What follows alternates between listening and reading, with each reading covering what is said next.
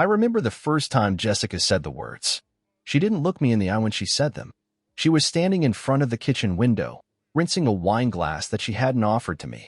"I think we should try an open marriage," she said, like she was suggesting a new Thai place for dinner. It was Thursday night. The kids were in bed, and the dishwasher hummed like it knew a storm was about to break. I sat at the counter, blinking like I'd missed a step going downstairs. "An open marriage?" I repeated. My voice cracked. I hadn't even spoken all day except for the occasional Zoom meeting and the quiet, "good job" I gave our daughter when she finished her homework. Like, dating other people? She turned then, towel in hand, her eyes sharp but strangely distant. "It's not about replacing you." God, no. It's just, things have felt stale. We've been going through the motions for years, haven't we? I wanted to argue, to tell her that was bullshit. We weren't stale. We were exhausted, sure. We were raising 2 kids, managing careers, keeping the house from collapsing. We were doing life. But stale? She continued before I could say a word. "It's not about sex, not entirely. It's about excitement. About rediscovering who we are." Who we are. I almost laughed. I knew who I was. I was her husband, the father of her children, the man who held her hair back the first time she got sick from too much champagne, the one who bought her that ugly scarf in Venice because she said she liked it. Who she was. Apparently, that was up for reevaluation. "I don't want to cheat," she said, walking over and placing her hand on mine. It was warm. She smelled like lavender and guilt. "I want honesty, protection, and no falling in love." The rules, her rules, laid out like a contract I never signed. I said yes. I don't remember actually agreeing, but I must have, because 2 weeks later, she started going out on weekends. Always with a smile, always looking a little more dressed up than usual. Suddenly there were drinks with old friends, conferences that didn't show up on our shared calendar, Uber receipts to bars I'd never heard her mention. I kept the rules too. Honest. Protected. No love. Except I didn't go out. I stayed home. Took care of the kids. Cleaned the kitchen. Fixed the garbage disposal. Watched old sitcoms on mute because the silence was starting to echo. And Claire. Claire was always there. Our nanny. 28. Sweet. Focused. Quiet. She had been with us since Sophie was still in diapers and Noah was just learning to say "da-da." At first, she was background noise, someone dependable who always showed up on time and never asked for more than she needed. She loved our kids like they were her own. She treated our house with more respect than Jessica had in months. It wasn't just the way Claire stayed late now. It was the little things, making dinner when Jessica was gone, keeping the kids calm when I was clearly anything but.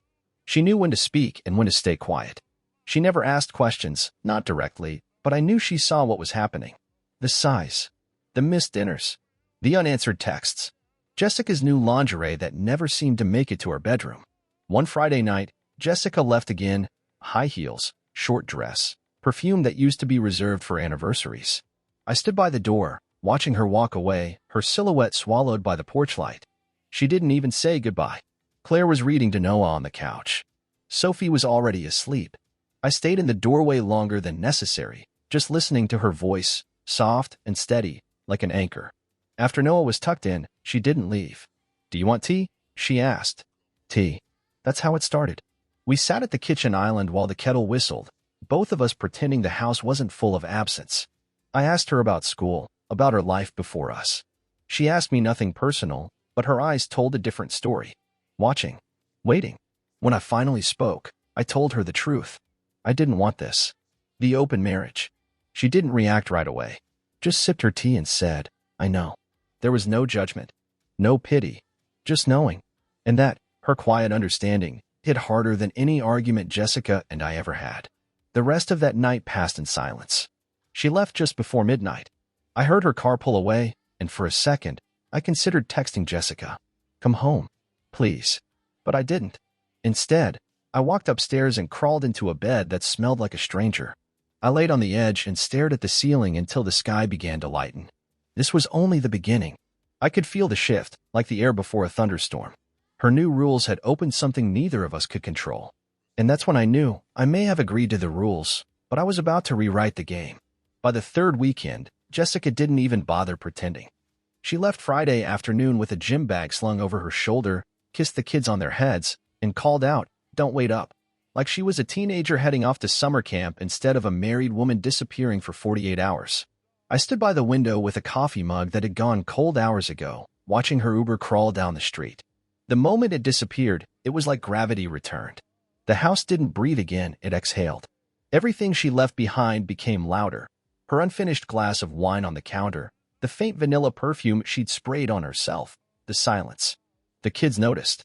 Not outright, but in the way they asked questions like, "Is Mommy going to be late again?" And "Why does she always leave after Friday night pizza?" I didn't know how to answer. I wanted to tell them she was exploring some goddamn midlife fantasy. I wanted to scream that she was out screwing strangers under the guise of finding herself. Instead, I just said, "She's busy, sweetheart," and hoped they'd let it drop. Claire picked up the slack without ever being asked. That Saturday, she showed up earlier than usual. "Figured I'd help get them to swim class," she said, even though that wasn't on the calendar. I was too tired to question it, too grateful to push her away. She rode in the front seat while I drove, her bare legs folded neatly in my peripheral vision. It was warm that day, early spring flirting with summer, and Claire wore a sundress that clung in the breeze when we got out of the car. She looked effortlessly put together, a quiet contrast to the chaos I was barely holding together with caffeine and habit. After the lessons, we went for ice cream. I watched her laugh as Sophie dripped chocolate all over her chin, and I realized it was the first time in weeks I'd heard genuine laughter in our house. Claire had a way of grounding things, of filling spaces Jessica used to leave behind. At night, she stayed late. Homework help turned into full dinners. Dinners turned into dishes. Dishes turned into conversations. It was never forced. She didn't pry. But when I spoke, she listened. She leaned against the counter, arms folded, lips pursed in quiet sympathy while I tried to explain how it felt watching your wife turn into someone else before your eyes. "She doesn't even lie well anymore," I told her one night as we sat on the back deck, sipping cheap red wine under string lights I hadn't taken down since Christmas. "It's like she wants me to know." Claire tilted her head, brushing a strand of hair behind her ear. "Maybe she does," she said softly. "Maybe she thinks if she pushes you hard enough, you'll be the one to end it." I looked at her then, really looked. Her eyes weren't just sympathetic. They were knowing. They'd seen things I wasn't brave enough to say out loud. "You don't talk about her," I said after a pause. "Jessica, I don't think it's my place." "It might be," I murmured. She didn't respond. Just took another sip of wine, her gaze settling on the kids' swing set at the edge of the yard. The conversation started drifting later into the evening. We talked while the kids slept, the baby monitor glowing softly between us. We'd find ourselves trading stories about college, bad first jobs, awful exes. Our laughter started to feel more intimate than it should have been. Inside jokes formed naturally, and I found myself looking forward to them more than I cared to admit. Jessica barely noticed. She'd return late on Sunday nights, her hair tousled, her makeup half faded, but still more effortful than anything she wore around me lately. She never asked about the kids. She never asked what we'd done all weekend. She would climb into bed without brushing her teeth, her phone clutched like a lifeline, her notifications lighting up the room like strobe lights in a club. I started sleeping on the edge of the bed. Eventually, I stopped sleeping there at all. Sometimes Claire would find me on the couch in the morning and just wordlessly hand me coffee. No judgment, no pity, just presence. One night, I heard Jessica giggling in the guest bathroom, whispering to someone on speakerphone. Her voice dropped into a low purr, the kind I hadn't heard in months. The door was slightly ajar. I caught the edge of her reflection in the mirror, her shirt half unbuttoned, one leg propped up on the edge of the counter. "I can't wait till Friday," she said. "Last weekend? God, I'm still sore." My stomach turned, but I didn't walk away. I watched her for a moment longer, the way she tucked her hair behind her ear, the way she smiled at a screen with a softness she hadn't aimed at me in years. I went back downstairs. Claire was there, folding laundry in the living room. She looked up when I walked in. Her eyes searched my face like she already knew I wasn't okay. "Everything all right?" she asked. I didn't answer. I just sat beside her, leaned forward, and let the silence hang between us like fog. Eventually, she placed her hand over mine. And that's how it started, not with sex, not with a kiss, but with her hand over mine and a silence that held more intimacy than any touch Jessica and I had shared in months. It was the first time I felt wanted again. Not sexually. Not yet. But deeply, wholly wanted. And God help me, I wanted her back. It was a Wednesday. One of those weeks where everything just feels off.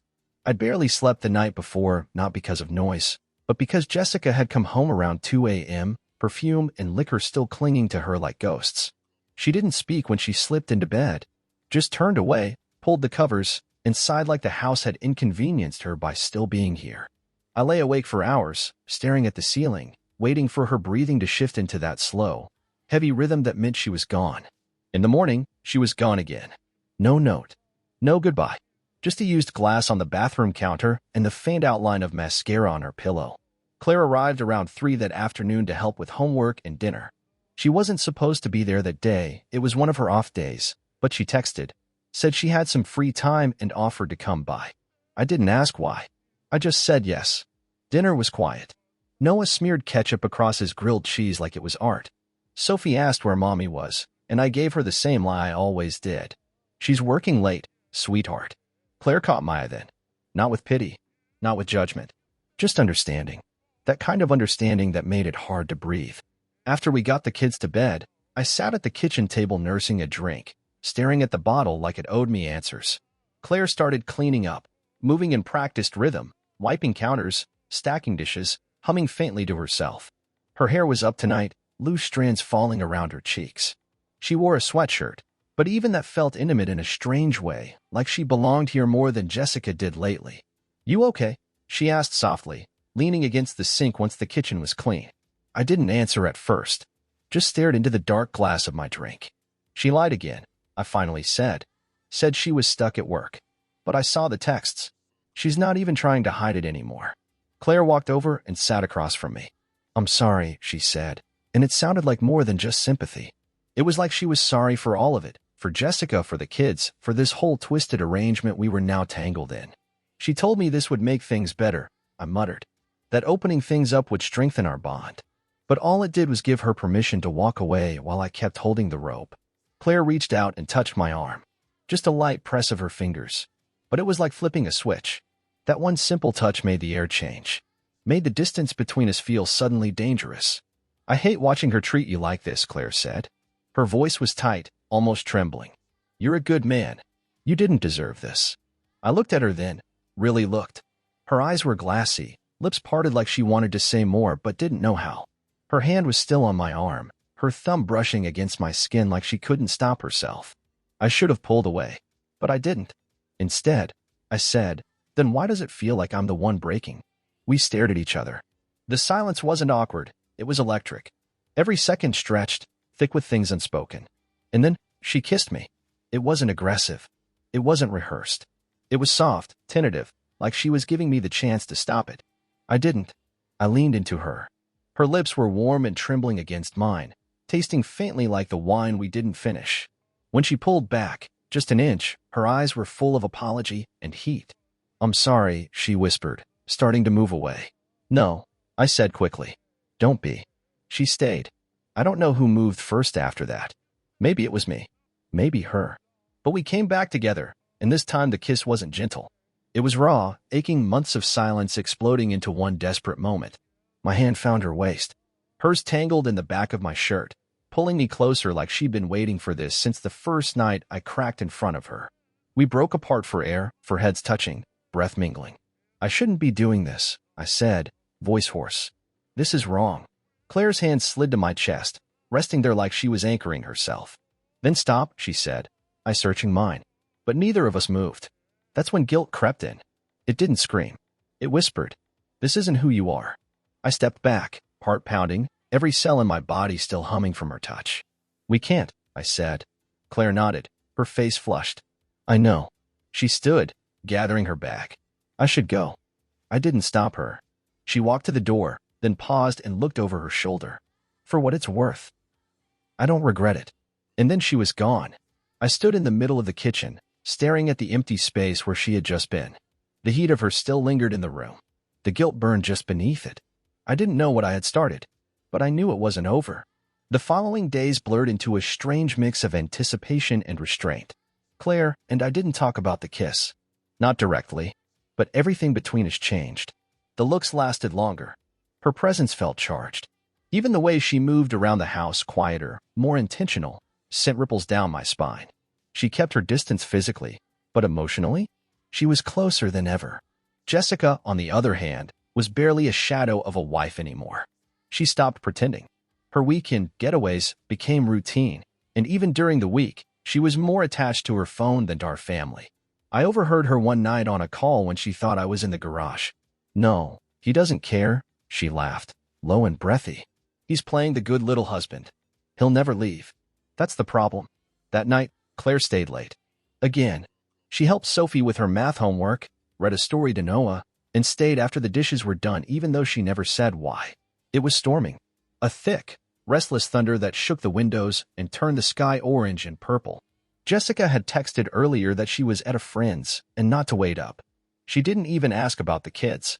Claire was still on the couch after the storm started. She wore one of my old sweatshirts, something she must have pulled from the laundry basket upstairs while helping fold clothes. It dwarfed her, but somehow made her look even more delicate. Her legs were curled under her, bare from the knees down, and her hair was still damp from the rain she got caught in on the way back from the store. We talked. Laughed about something stupid Sophie said earlier that day. It should have felt like any other night, but it didn't. There was too much in the room. Too much heat.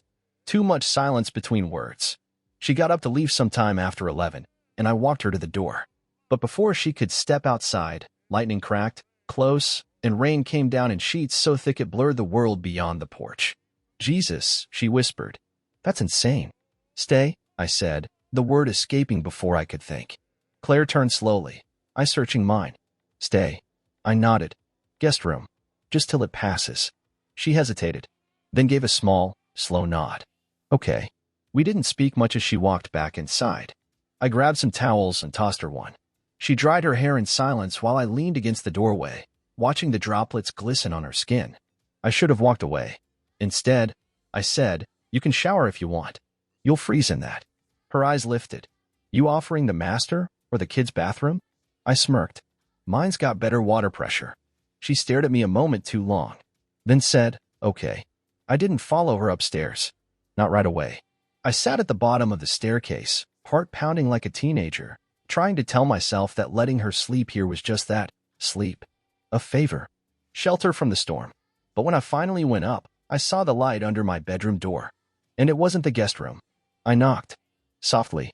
"Come in," Claire's voice said, barely above a whisper. She stood by the window in nothing but one of my t-shirts, her hair damp, clinging to her neck, the scent of my soap lingering and the steam still rolling from the bathroom. She looked over her shoulder at me. I couldn't sleep in there. My breath caught. I didn't speak. I didn't need to. Because this wasn't an accident. This wasn't confusion. This was a choice. I crossed the room slowly. She didn't move. Just let her eyes roam my face, like she was looking for hesitation. Looking for guilt. But I didn't feel guilt anymore. I felt her. All of her. Her need. Her loneliness. Her hunger that mirrored mine. When I touched her waist, she leaned into me like she had been waiting for that exact moment her entire life. The kiss was nothing like the first. There was no caution now. No apology. Just fire. We undressed each other slowly, reverently. Every inch of skin revealed felt like a truth being confessed. And when I finally entered her, it wasn't just sex. It was something else. Something hot and aching and desperate. Her nails dragged along my back as her mouth opened in a sound that was half gasp, half plea. My hands gripped her hips as I moved inside her, steady, deeper each time, like I was trying to bury myself in the only place I'd felt wanted in months. Claire's head tilted back. "God, you don't know what this feels like." "I do," I whispered. "I do." She tightened around me, her legs wrapped around my waist, and every thrust became a confession. We moved like we were trying to drown in each other, to forget every lie, every betrayal, every broken promise Jessica had left behind. It was slow, and rough, and tender, and wrong, but it felt real. When she finally collapsed against me, sweaty and breathless, she whispered, "We shouldn't have." "I know, but I won't pretend I didn't want it." Neither would I. We lay in silence for a long time, my fingers tracing circles on her thigh, her hand resting flat against my chest. Eventually, she said, "This was a mistake." Yeah, we both knew we didn't believe it. She left my bed before dawn, slipping into the guest room so the kids wouldn't find her. But I lay awake long after, staring at the ceiling Jessica used to sleep under, knowing something irreversible had happened. Something I couldn't undo. And deep down, I didn't want to. I used to think kids didn't notice. That they were too wrapped up in toys, cartoons, and after-school snacks to sense what was happening beneath the surface. I was wrong. It started with Noah. 4 years old. Sweet, sensitive. One morning he crawled into bed with me after Claire had left the room. Jessica had been gone all weekend again. The other side of the bed, hers, was cold and untouched. He curled up next to me, small and warm, his tiny fingers tugging at the blanket. "Where's Mommy?" "Still away," I whispered, brushing his hair back. He looked up at me, squinting. "Is Claire my new mommy now?" I froze. My breath caught in my throat, and for a moment, all I could do was stare at him. "No, buddy," I said quietly, wrapping an arm around him. "Claire's just helping." He didn't say anything after that, just snuggled closer and fell asleep. But the question stayed with me all day like a splinter I couldn't reach. Later that week, Sophie was sitting at the kitchen table, scribbling something on construction paper while Claire and I prepared dinner together. Jessica hadn't called, hadn't texted, not even a ghost of an excuse. Claire was humming to herself while dicing carrots, wearing one of my old flannel shirts over leggings. Barefoot, hair in a messy bun. She looked more at home in this kitchen than Jessica had in months. Sophie looked up suddenly and asked, "Why is Claire here again?" Claire glanced over her shoulder at me. "She's helping with dinner," I replied as casually as I could. "She slept on the couch last night," Sophie said, not accusing, not even curious, just stating a fact. I saw her blanket. She was just keeping us company. It was late. Sophie nodded, but kept looking at me. "You smiled more when she was here," she said quietly. "Mommy doesn't make you smile." Claire froze by the counter. The knife paused midair. I forced a smile I didn't feel and walked over to Sophie, kneeling beside her. "Claire is special, but Mommy's still Mommy. She's just going through something right now." Sophie frowned, as if that explanation didn't sit right. She returned to her drawing. When she was done, she handed me the picture.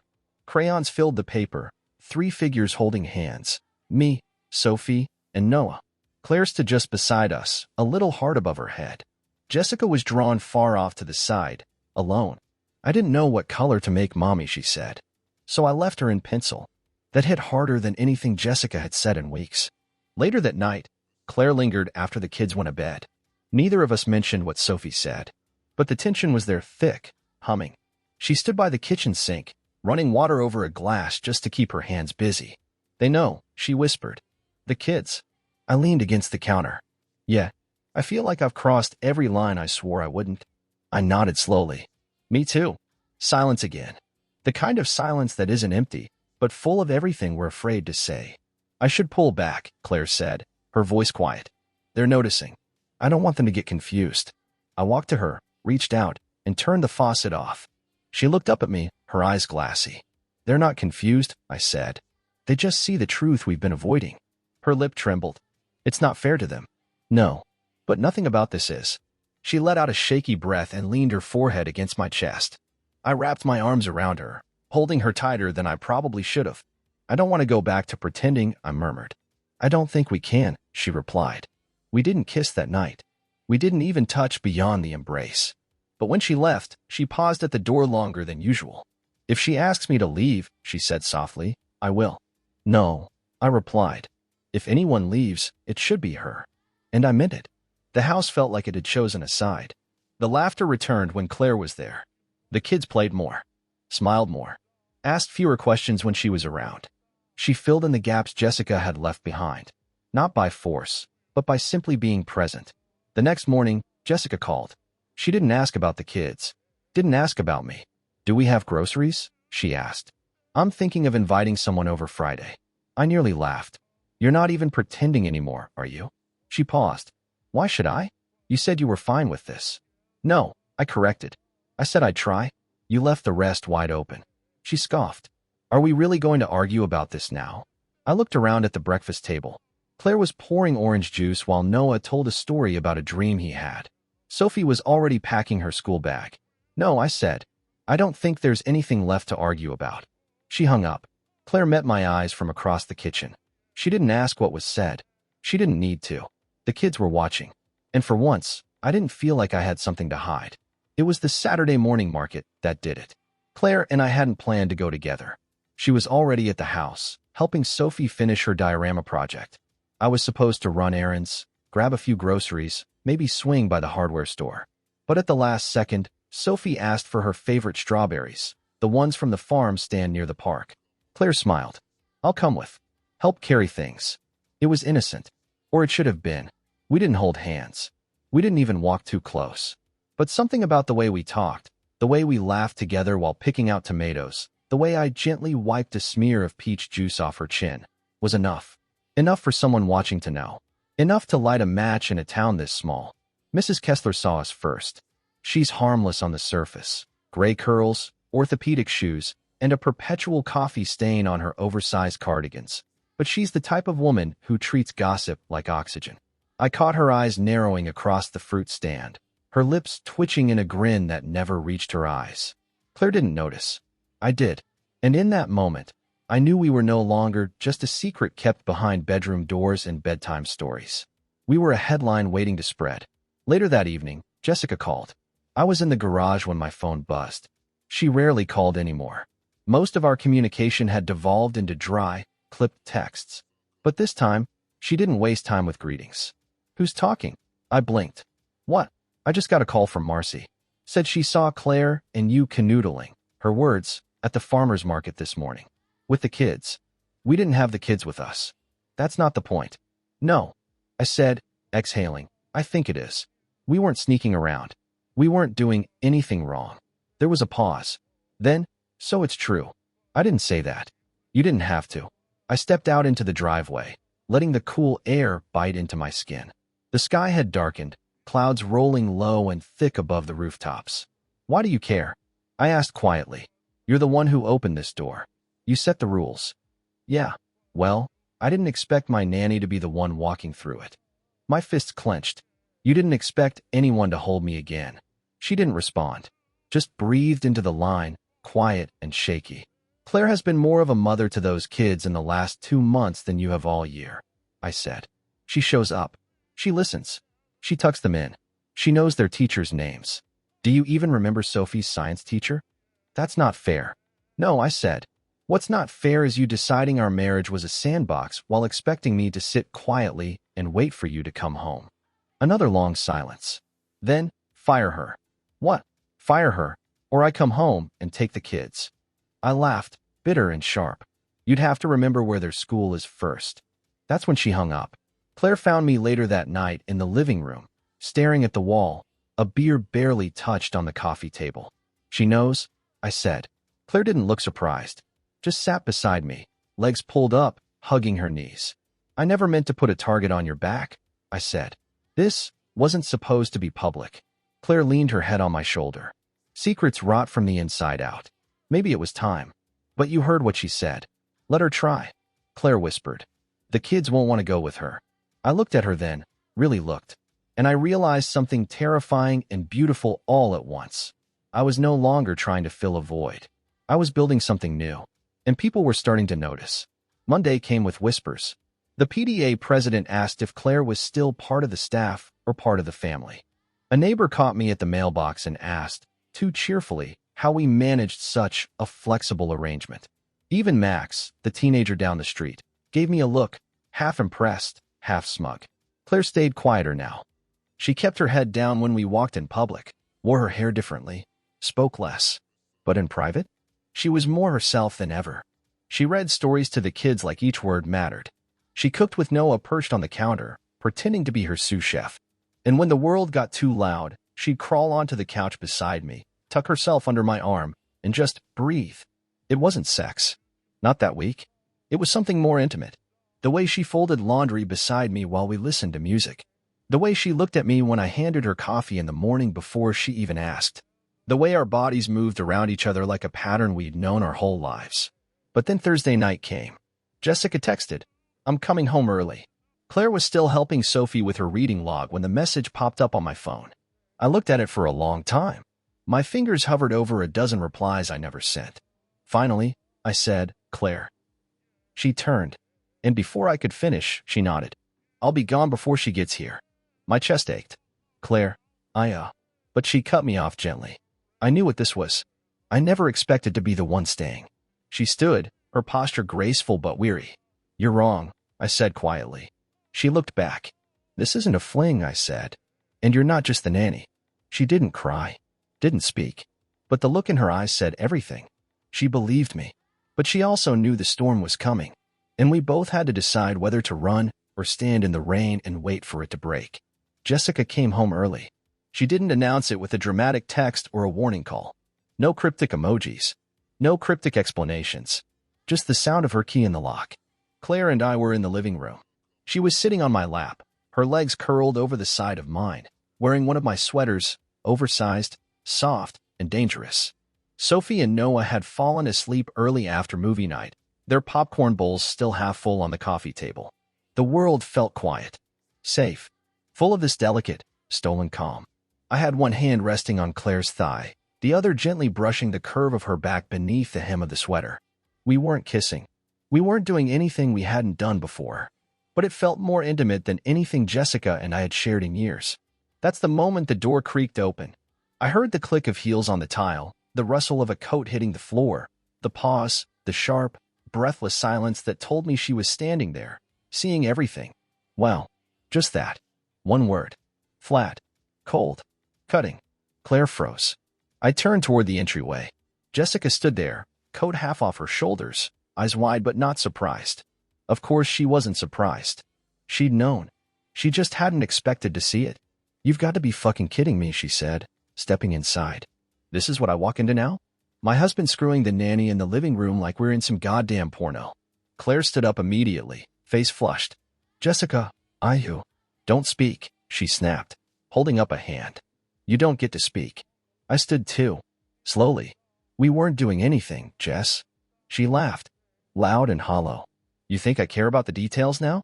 She moved through the room like a storm cloud, gathering momentum with each step. "You sit there, in my house, with her on your lap, while our kids are upstairs." Claire moved toward the stairs quietly, respectfully. She knew this wasn't her battle to fight. Not tonight. But Jessica wasn't finished. No, you don't get to run," she barked. "You want to play house with my husband, sweetheart? You don't get to disappear the moment real life kicks in." "Jessica," I said, voice low but sharp, "enough." Her eyes snapped to mine. "Enough? Oh, now you grow a spine? Now that you've had a taste of her?" I felt something break inside me then. Something that had been stretched too thin for too long. "You don't get to be outraged. You were the one who left first." Her jaw clenched. "You were the one who wanted an open marriage. You were the one who disappeared every weekend. You were the one who came home smelling like strangers and telling me I should feel liberated by it." She stepped back like I'd slapped her. "I never broke the rules," she whispered. "I never brought them here. But you fell in love with one of them," I said. "Didn't you?" She opened her mouth. Closed it. I asked for honesty. Protection. No emotional attachments. "And you," I took a step forward. "You stopped pretending to care the minute you realized someone else wanted you." "That's not true." "It is. You just thought I'd wait forever while you figured yourself out." She swallowed, hard. Her shoulders sagged.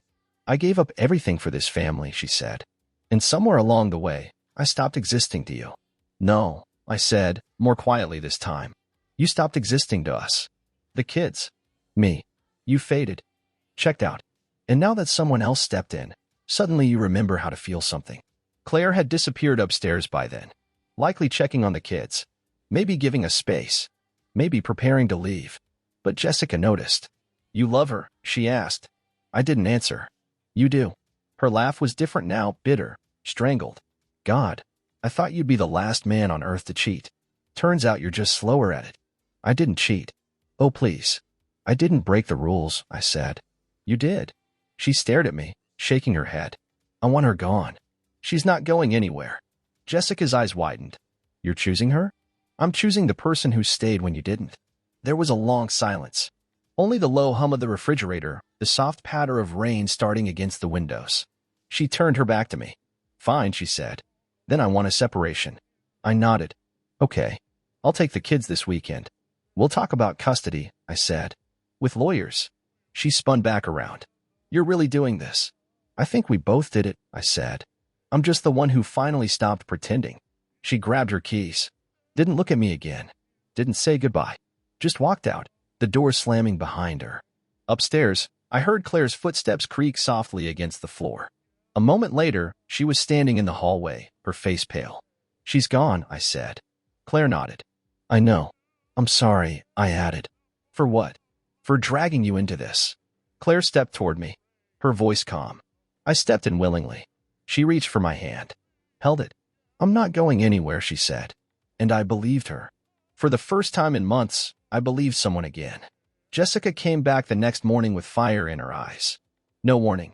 No, "Can we talk?" Not even a knock.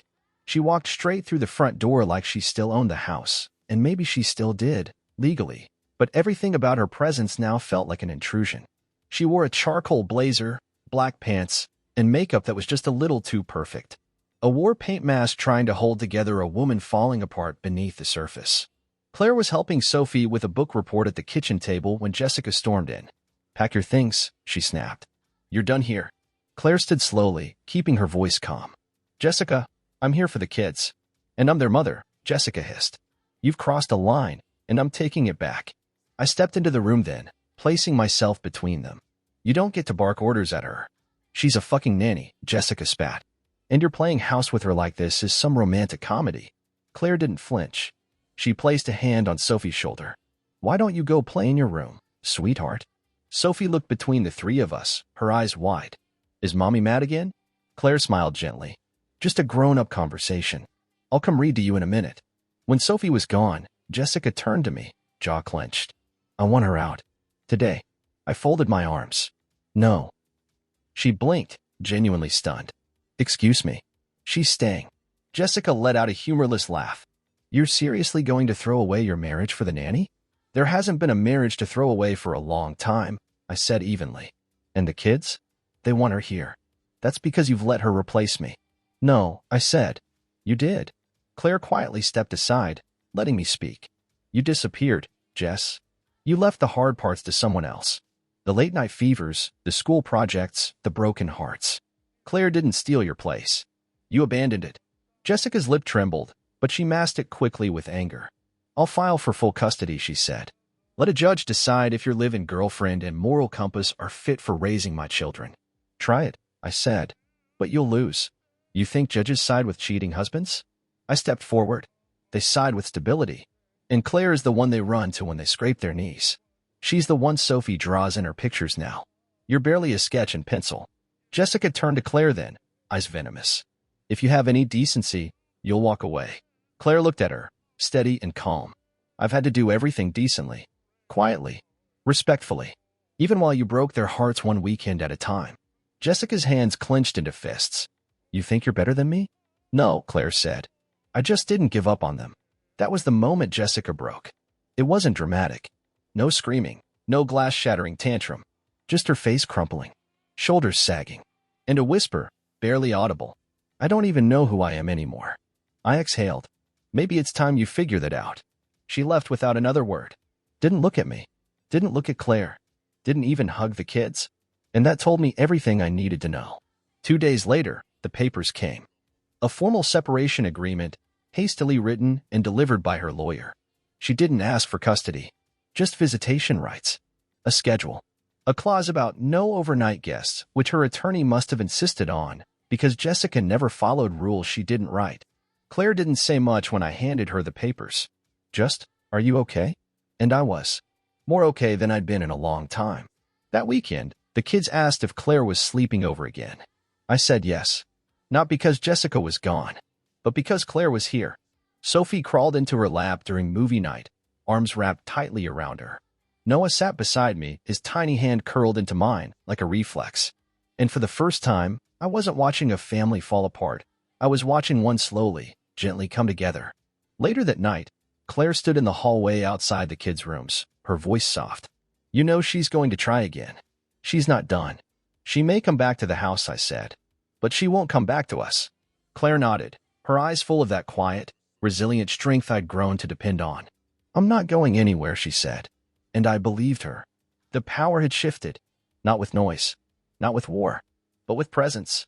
And sometimes, presence is the loudest kind of love there is. Jessica came back one final time. It was late afternoon on a Tuesday. The sky hung heavy with gray, the kind of weather that always made the kids extra quiet, like they could sense something was coming. Claire had just finished helping Noah glue tiny planets onto his science board. Sophie was coloring, her legs crossed beside the fireplace. The living room felt like it had settled into a new kind of peace. And then the door opened. Jessica walked in like she still belonged there, her hand brushing the same doorknob, her heels clicking on the same floor she'd walked away from so many times before. Claire looked up but didn't move. I met Jessica's eyes and didn't flinch. "Can we talk?" she asked. I nodded once and walked with her into the dining room, shutting the doors behind us. She didn't sit. "I want you to choose," she said, arms crossed. "Her or me." It wasn't a plea. It was an ultimatum. And part of me wanted to laugh, because I had already chosen. I'd been choosing for weeks now, in the quiet dinners, in bedtime stories, in the morning cups of coffee Claire would leave on the nightstand without asking. "I mean it," Jessica added. "If she stays, I won't. I won't be part of this circus. You already left. This is your chance to fix it." She stepped closer, eyes glistening, mouth drawn tight. "We had something real once. You and me. I know it got messy. I know I made mistakes. But she doesn't have our history. She doesn't know who you were at 25. She didn't see you cry when your father died." "No," I said quietly. "But she's seen who I am now. And she doesn't look at me like I'm something broken that she forgot to fix." Jessica inhaled sharply. "I don't look at you that way." "Yes, you do," I said. "You have for years." She was shaking now, whether from anger or regret. I couldn't tell. "So that's it," she said. "You throw away 15 years for a convenient rebound?" I stepped forward. "Don't call her that." Jessica looked at me for a long time. And then, suddenly, her shoulders fell. Something in her cracked, like a dam finally breaking. "I didn't just sleep with someone," she whispered. "I waited. I loved him," she said. The words floated in the space between us, heavy and bitter. I told myself I didn't. That it was just about the thrill, the escape. But I did. I fell in love with him. And when he left, I hated you for still being here. For making it real again. My heart sank, not because I was surprised, but because hearing it aloud made the wound that much deeper. "Then why come back?" I asked. "Because he didn't stay. Because I wanted to know if there was anything left between us." "There isn't." She nodded, slowly, tears streaming now. "I was so angry that you found comfort somewhere else," she said. "But I guess I stopped offering it a long time ago." We stood in silence for a while. "Do the kids know?" she asked finally. "No, not yet. They just know the house feels better with her here." Jessica let out a bitter laugh through her tears. "That hurts more than I thought it would." "I didn't ask for this," I said. "I begged you to fight for us. And you walked out every time." She looked at me, exhausted, defeated. "So this is goodbye?" "It's goodbye to what we were, not to what we still have to be. For the kids." She wiped her eyes, nodded, and left the room without another word. Claire was sitting in the hallway, Noah asleep in her lap, Sophie resting against her side. Jessica paused when she saw them, just for a moment. Then she knelt and kissed each of them on the forehead. "I'll see you soon, okay?" she whispered. The kids nodded sleepily, not quite understanding what was ending or beginning. She looked at Claire once more. "I hope you know what you're walking into," she said. Claire met her gaze without blinking. "I do." Jessica walked out the door. And this time, she didn't slam it. That night, after the kids were tucked in and the house had gone quiet, I found Claire sitting at the edge of the bed, knees drawn to her chest. "She told me she loved him," I said. Claire looked up, eyes soft. "Did that change anything?" "No," I said. "It only confirmed what I already knew." I walked over and sat beside her. We didn't speak for a long time. Eventually, I whispered, "She made me choose." Claire's breath caught. And I didn't hesitate. She turned toward me. Her eyes shimmered, but her hands trembled. "I don't want to be a replacement," she said. "You're not," I replied. "You're the first real thing I've felt in a long time." She kissed me then, slow, deep, certain. And in that moment, I realized the seams I thought were tearing were only making room for something new to grow. The house felt different now. Not quieter, not emptier, just lighter. Jessica officially moved out a week after our final conversation. She took her things on a Sunday afternoon while the kids were at the park with Claire. She didn't linger. No sentimental goodbyes. Just a few boxes, 2 suitcases, and the briefest of hugs before she closed the front door behind her for the last time. She left behind the espresso machine she never used, the decorative pillows she always fluffed but never leaned on, and her perfume, still sitting like a ghost on the bathroom shelf. I threw it out the next morning. Claire didn't move in. Not officially. Her things stayed in the guest room. A toothbrush here. A sweater draped over a chair. Books on the nightstand. A half-empty bottle of lotion that smelled like vanilla and calm. The kids stopped asking when Mommy was coming back. Instead, they asked if Claire could walk them to school, if she'd be there for movie night, if she could stay up and help bake cookies. They didn't question it when I tucked her in goodnight, or when they found us curled on the couch with tea and tired smiles. We never gave them a formal explanation. They just accepted the change the way children often do, quietly, instinctively, because love was present and consistent. And for once, no one was leaving. I started to breathe again. Not the shallow kind that kept me alive during Jessica's long absences, but the full, rib-expanding kind that comes when you know you're safe. Scene. On a Thursday morning, I woke to the smell of coffee and the sound of Claire humming in the kitchen. The kids were still asleep. Rain tapped gently at the windows.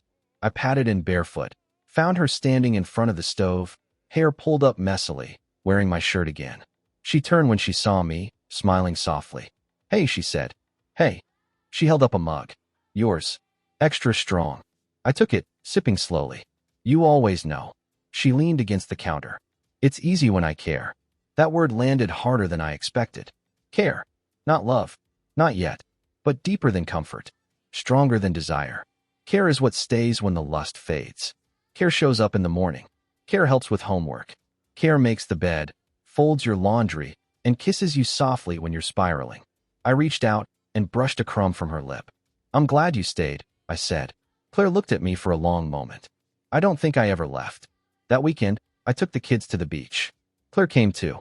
It was unseasonably warm, and Sophie ran across the sand like it was her first taste of freedom. Noah built lopsided castles and chased waves with shrieks of laughter. Claire sat beside me, legs stretched out, sunglasses perched on her nose. She laughed when the wind stole her hat, and I ran after it like a fool just to see her smile. When the sun dipped low, casting gold across the horizon, she turned to me and said, "This feels like a family." "It is one," I replied. "Not traditional, not polished, not what anyone expected, but real, built not on perfection, but on presence."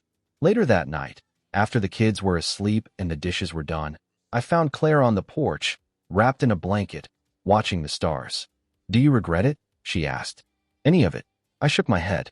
"Not even a second." She leaned her head against my shoulder. "It still feels fragile. Like if I move too quickly, it'll break."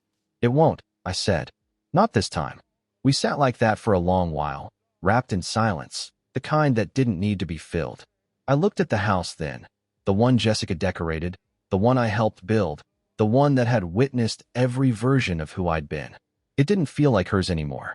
It didn't even feel like mine. It felt like ours. This strange, patched-together little unit. The kids, the woman who showed up, and the man who finally decided to stop surviving and start living. Home wasn't four walls and a mortgage. It was Claire's laugh in the kitchen. It was the way Sophie climbed into her lap without asking. It was Noah asking her to kiss his scraped knee. It was the sound of a woman humming while cooking breakfast, wearing your clothes, sharing your peace. And it was mine. No longer borrowed. No longer broken. Just real.